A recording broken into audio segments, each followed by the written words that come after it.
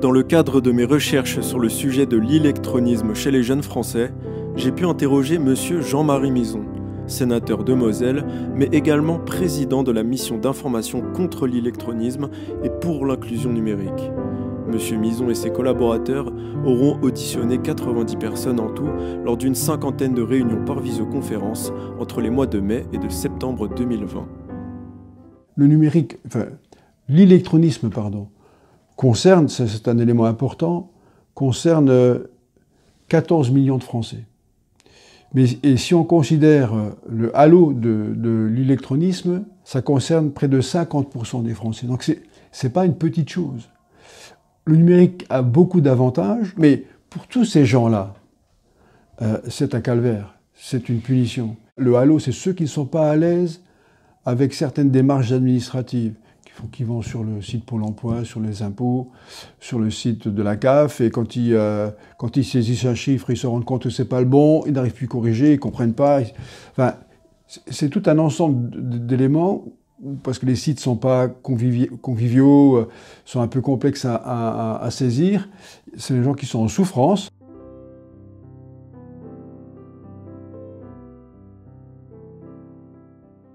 Le confinement, justement, a mis davantage en lumière les carences de certains. Et notamment, on parle des jeunes, notamment dans l'éducation nationale, où les autorités de l'école ont choisi de proposer des cours par le numérique. Et on s'est aperçu que beaucoup de familles étaient dans la difficulté pour des raisons très diverses. Parfois, c'était faute d'être connecté, tout simplement, ou faute d'avoir un appareil ou à des plaquettes en nombre suffisant. Lorsque vous avez 2-3 enfants, c'est pas toujours évident.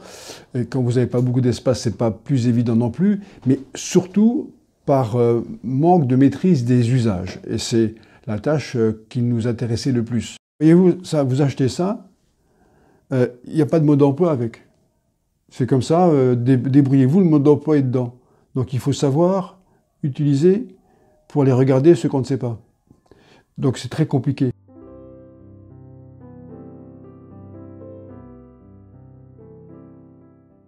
Même les jeunes aujourd'hui, ceux qu'on appelle issus de la génération du numérique, qui sont très à l'aise avec un smartphone, mais pour tout ce qui est fonction ludique, sont beaucoup plus embêtés lorsqu'il s'agit de l'utiliser pour des raisons professionnelles. Pour aller télécharger un document, pour envoyer un CV, faire une recherche, ils sont beaucoup moins à l'aise. Il faut que l'école s'y mette davantage, et nous, on est même favorables, ça c'est un peu...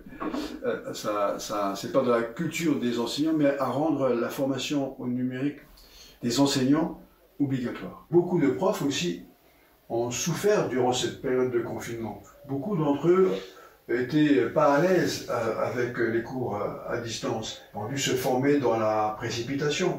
Et je sais que certains sont assez réfractaires à cette nouvelle manière de faire.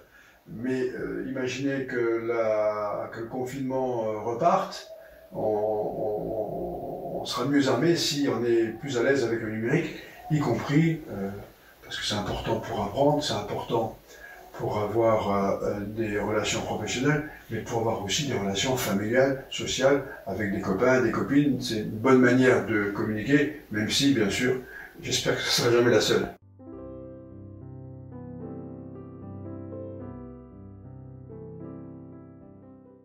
On considère, nous, dans ce rapport, que former les gens au numérique nécessite un contact physique.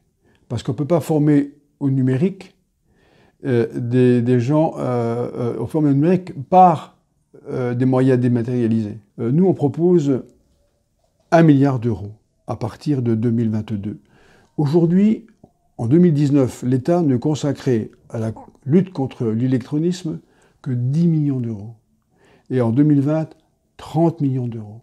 1 milliard d'euros pour organiser l'offre de formation, donc mettre des hubs territoriaux partout et rapidement, parce que ce rythme-là, avec des appels à projets qui prennent beaucoup de temps, qui demandent beaucoup d'efforts, beaucoup d'énergie au territoire pour être retenus, alors que parfois certains ne le sont pas. Ils vont retourner à un nouvel appel à projet, ils vont repasser beaucoup de temps. C'est autant de temps qu'on pourrait mettre directement sur les actions et pas sur les procédures et sur l'administration. Donc 1 milliard d'euros, le gouvernement, à la faveur du plan de relance, en avait annoncé la semaine qui a précédé le rendu du rapport que vous évoquiez tout à l'heure. Il a mis 250 millions d'euros, c'est mieux, il faut reconnaître que c'est mieux, mais c'est encore pas assez. Donc il faut véritablement qu'on accélère parce que sinon, ceux qui n'ont pas accès au numérique se sentent de plus en plus écartés de la vie sociale, de la vie économique et même de la vie citoyenne.